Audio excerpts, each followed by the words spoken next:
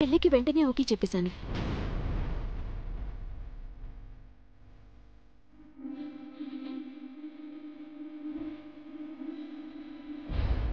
ఎన్ని రోజులు ఈ విషయం మీ దగ్గర దాచినందుకు ఐఎమ్ రియల్లీ సారీ అండి. ఏదో చిన్న భయం మీతో చెప్పనీయకుండా దాచేసింది. కానీ ఈ గిల్ట్ ఎక్కువ రోజులు క్యారీ చేయలేక మీతో చెప్పేశాను. ఐఎమ్ రియల్లీ సారీ ఆనంద్ గారు.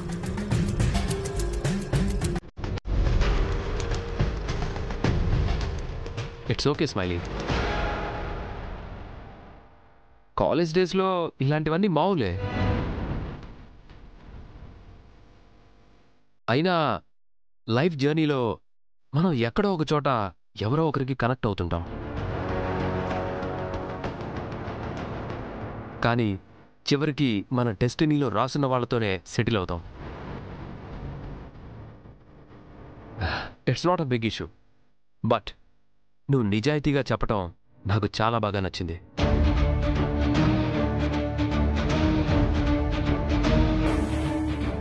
ఇన్ఫ్యాక్ట్ నీ మీద రెస్పెక్ట్ కూడా పెరిగింది.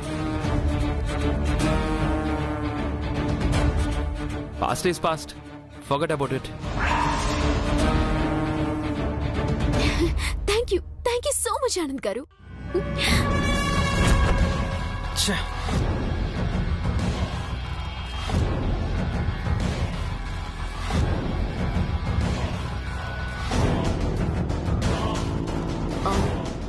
చూడబోతే విరాజ్కి ఈ విషయం నచ్చినట్టు లేదు. ఏదో ముభావంగా ఉన్నాడు. అలాంటిదేం లేదు స్మైలీ.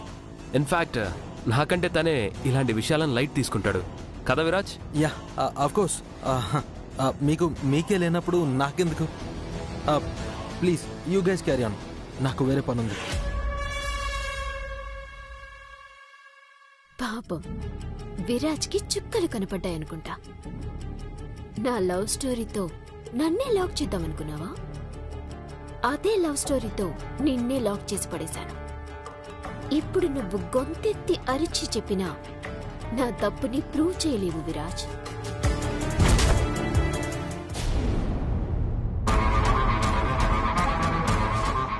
ఈ స్మైలీ నేను అనుకున్న దానికంటే చాలా డేంజర్లా ఉంది. సిన్సియర్గా తన లవ్ మ్యాటర్ చెప్పినట్టు చెప్పి అన్నయ్యనే ఇంప్రెస్ చేసేసింది. బ్రేకప్ అయిందని అబద్ధం చెప్పి మళ్ళీ వాడితోనే తిరుగుతుంది. అసలు ఎందుకింత డ్రామా క్రియేట్ చేస్తుంది? వెంటనే చైత్రకి విషయం చెప్పాలి. అసలు ఎందుకింత డ్రామా క్రియేట్ చేస్తుంది?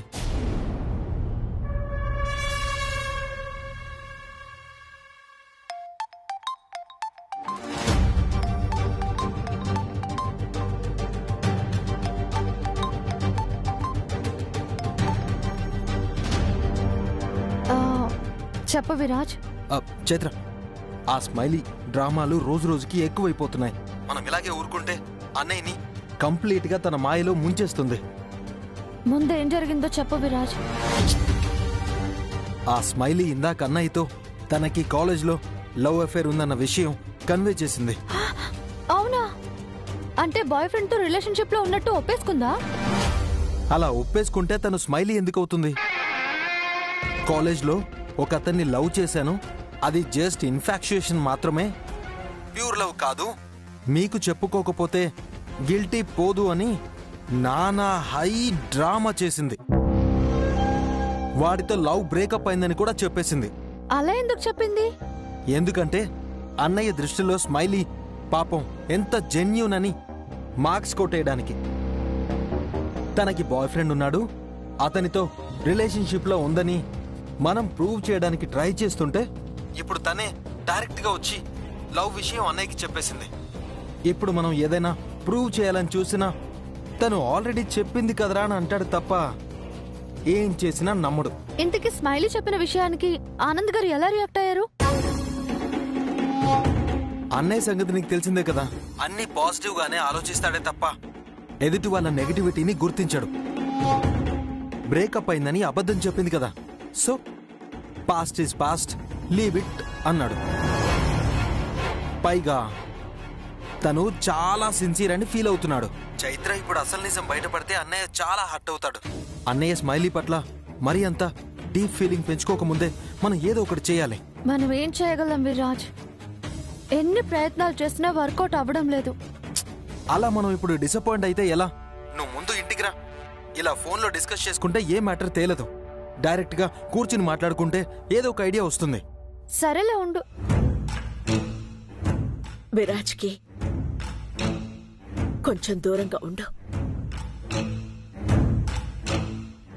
లేదు విరాజ్, నాకు కొంచెం పర్సనల్ వర్క్ ఉంది. నేను ఇప్పుడు రాలేను. వాట్? నాకంటే నీకు పర్సనల్ ఏంటి? చూడు, నువ్వు వస్తున్నావు అంతే. అన్నీ నువ్వనుకున్నట్టుగానే జరగవు విరాజ్. నేను చెప్తున్నాను కదా, నాకు వర్క్ ఉంది, రావటం కుదరదు. బాయ్. కట్ చేసింది.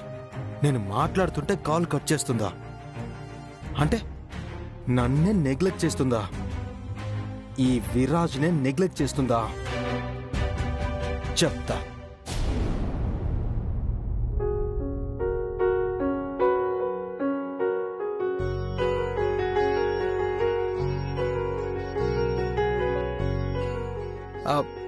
ఏంటి బామ్మా, ఏం చేస్తున్నావు?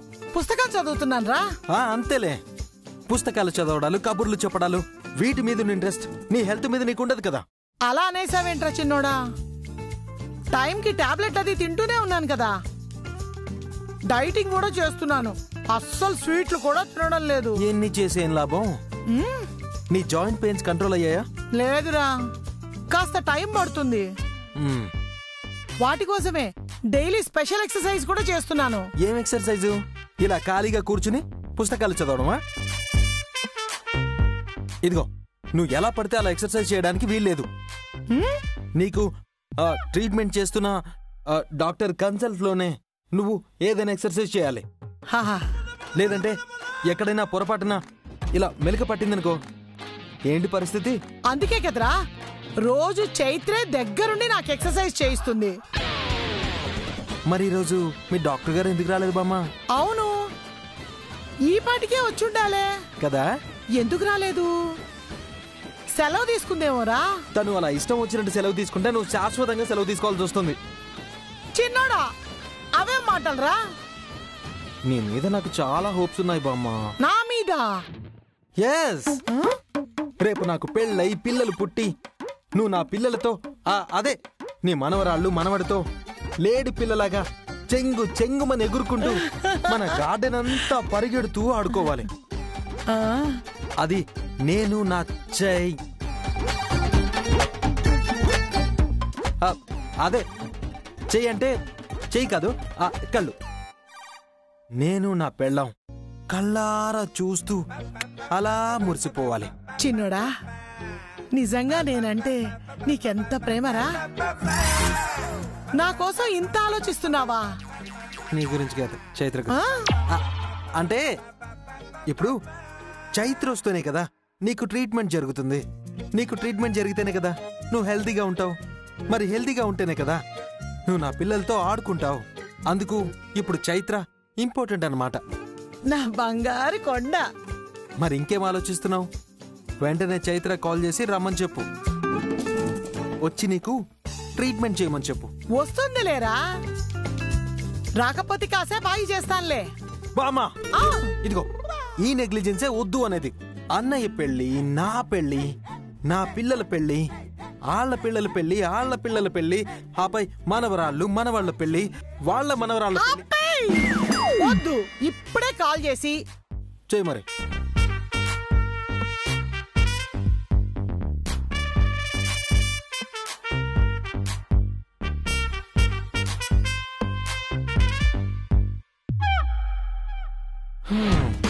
చైత్ర, నేను రమ్మంటే కుదరదని చెప్పి కాల్ కట్ చేస్తావా? ఇప్పుడు ఎలా రాకుండా ఉంటావో నేను చూస్తా. కాబోయే పెళ్ళాం కదా అని ఊరుకుంటుంటే బాగా ఎక్కువ చేస్తోంది. చెయ్యి.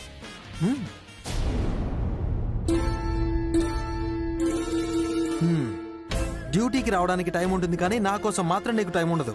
పనిలో ఉన్నానులే విరాజ్. నేనంత ఇంపార్టెంట్ విషయం చెప్పాలనుకుంటే నువ్వు సిల్లీ విషయం అని దాటేస్తావా? ఎంత ఇర్రెస్పాన్సిబిలిటీ నీది. చాలు చాలు ఓవర్ యాక్షన్ ఆపి విషయం ఏంటో చెప్పు.